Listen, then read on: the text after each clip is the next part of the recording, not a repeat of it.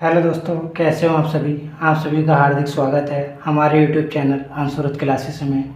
जैसे कि हम रोजाना ग्रुप डी वालों के लिए टॉप 6 क्वेश्चन की श्रृंखला को लेकर चल रहे हैं, उसी को आज आगे बढ़ाते हुए आज का हमारा पहला क्वेश्चन है। देखेंगे दोस्तों क्वेश्चन को।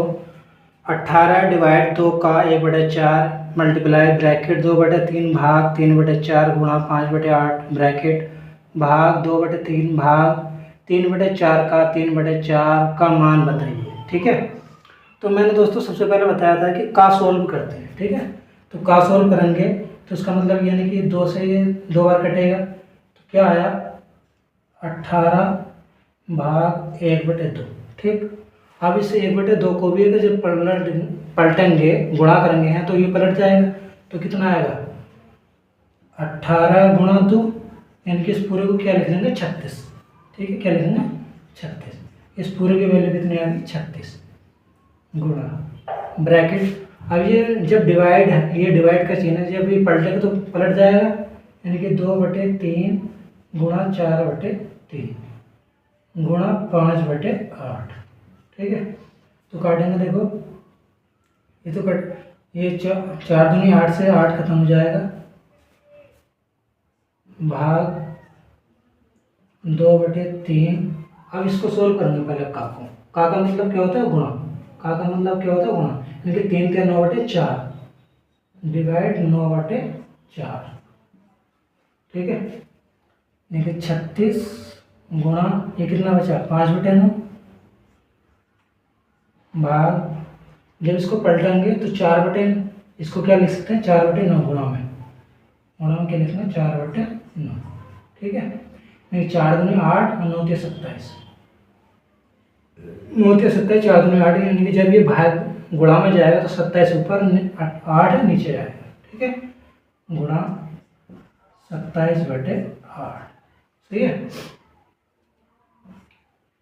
अब काटो दोस्तों, 9 से 9 चौक 36।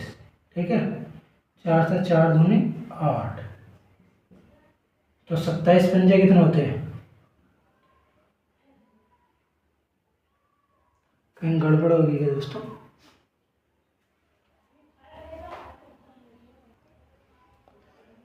देखो दोस्तों, यहाँ पर थोड़ी सी गलती हुआ है, क्या ये 2 चौक 8, 9 3 27, 4 दूनी 8, यहाँ कहीं गड़बड़ हुई है। यहाँ देखना, देखो दोबारा से देखते हैं, ये क्या 2/3 भाग 3/4 गुणा 3/4, 3 क्या 9/16, ये कितना आ गया 9/16। जब इसे पलटेंगे तो 16/9 गुणा में क्या आएगा 16/9, यानी कि 16 दूनी 32/27, तो यहाँ आएगा 2/3 16/9, ये 16/9। ठीक है, अब देखो 16/9, अब इसको पलटेंगे तो 16 दूनी 32, 9 3 27, जब इसको पलटेंगे तो 27/32। ठीक है, अब देखो 9 36 9 9 चौक 36, 4 से इसको काटेंगे 8 बार। ठीक है, वो 27 पंजे कितने होते हैं 135/8। ठीक है, 8 से भाग करेंगे, 8 ही का 8, कितना बचे 5, 8 7 56, नहीं 8 6 48, 7/8 परसेंट में, सॉरी आंसर,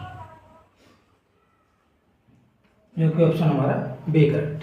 ठीक है, आई होप समझ में आया होगा। अगला क्वेश्चन देखते हैं हम लोग, क्वेश्चन नंबर 2।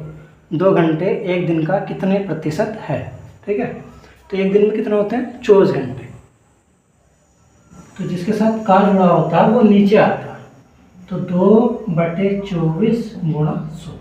ये तो पूछा 2 घंटे एक दिन का, एक दिन मतलब 24 घंटे। ठीक है, /24, 2 से काटेंगे 12, अब 2 से काट लो, ये 4 से काट लो, 4 3 12, 4 से 25 बार, तो कितना आ गया 25/3% आंसर, जो कि ऑप्शन हमारा बी करेक्ट।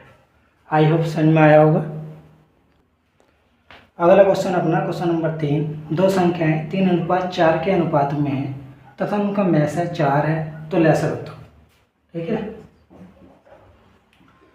तो इनका मैस है देखा जाए 3:4 का, तो इनका मैस है कितना है, तो इनका मैस तो एक ही आया क्योंकि कॉमन फैक्टर एक ही आएगा, तो एक की वैल्यू कितना दे रखी 4।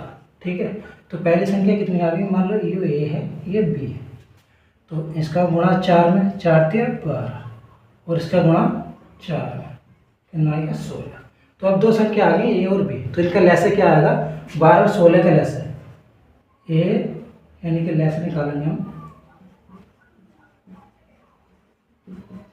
12 और 16, यानी कि वह सबसे छोटी संख्या जो 12-16 से कट जाए। ठीक है, तो देखो ऑप्शन में 36 12 से कटता है परंतु 16 से नहीं, ये भी नहीं होगा। 24 12 से कटता है 16 से नहीं, ये भी नहीं होगा, ये भी नहीं होगा। तो ऑप्शन क्या आ गया केवल 48। ठीक है, ये हमारा आंसर है 48 आंसर। अगला क्वेश्चन देखेंगे, क्वेश्चन नंबर 4, A/B/C बराबर 1/√3/2।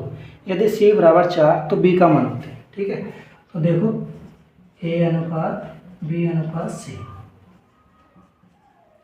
यानी कि A की वैल्यू 1 है, √3 है B के अनुपात में, और C की वैल्यू कितनी 2 की वैल्यू वास्तव में देखते रखी 4, तो कितना होना 2 गुना, तो B की वैल्यू भी 2 गुना ही हो जाएगी, तो 2√3 आंसर, जो कि ऑप्शन हमारा बी है। आई होप समझ में आया होगा। अगला क्वेश्चन अपना क्वेश्चन नंबर 5, 3000 रुपये की राशि पर 12% की ब्याज दर पर 1080 रुपये का ब्याज कितने सालों में मिलेगा। ठीक है, तो वही फॉर्मूला SI बराबर P × R × T/100। P मतलब मूलधन, R दर है, T समय है, SI मतलब ब्याज, साधारण ब्याज। ठीक है, साधारण ब्याज दे कितना रखा 1080, मूलधन कितना देखा 3000, दर 12%। ठीक है, T निकालना बटे 100, 2 0 से 2 0, इस 0 से ये 0 खत्म, 12 9 108, 3 से 3 बार, यानी कि T कितना आ गया 3 ईयर आंसर। ठीक है, जो कि ऑप्शन हमारा बी है। आई होप समझ में आया होगा। अगला क्वेश्चन अपना क्वेश्चन नंबर 6, A B और C मिलकर किसी काम को 550 रुपये में पूरा करते हैं। A और B को मिलकर काम का 7/11 भाग पूरा करना है, तो C का कितना हिस्सा। हमेशा याद रखिए दोस्तों, मजदूरी जो है उनकी इफिशिएंसी यानी कि क्षमता के अनुसार बढ़ती है। ठीक है, सॉल्यूशन देखेंगे, यानी कि A + B उस काम का जो 7/11 भाग पूरा कर लेते हैं, दोनों A + B, तो बचा काम C करेगा, यानी टोटल काम क्या होता है A। अब A का अगर इसमें से घटा दें 1 - C का मान निकालने के लिए, तो 7/11, 11 × 11, 11 में 7 गए, कितना बचा 7 4 यानी 4/11। ये C का काम है। पूछा क्या उसने, तो C की मजदूरी पूछी, तो B की निकालने की जरूरत ही नहीं, यानी कि A + B और C इनकी इफिशिएंसी का अनुपात निकाल लेते हैं। टोटल तो ये A + B अनुपात C, इनकी इफिशिएंसी यानी कि क्षमता, एक दिन में इनकी क्षमता का अनुपात, तो क्या है A + B कितना देखा 7/11 अनुपात 4/11, तो इनकी इफिशिएंसी का अनुपात देखो, लेसा तो यानी कि डिवाइड में तो उसके 11 है, तो लेसा तो इतनी आएगा, तो अनुपात कितना आएगा 7/4, यानी कि अगर A + B दोनों मिलकर 4 काम करते हैं तो A + B तो 7 काम करते हैं और C केवल कितना 4 काम करता है। अब यहाँ से देखो B की निकल जाएगी, अगर C इतना करता है फिर इसमें इक्वेशन में वो रखना पड़ेगा, हमें तो C की वैल्यू निकालनी, तो टोटल अनुपात कितना है 7 4 11, इसकी वैल्यू कितना देखिए 550, कितने गुना 11 × 5 = 50 गुना। ठीक है, तो C की वैल्यू कितनी 4, इसका भी 50 गुना, 50 × 4 200 रुपये आंसर। ठीक है, आई होप समझ में आया होगा। थैंक यू सो मच दोस्तों।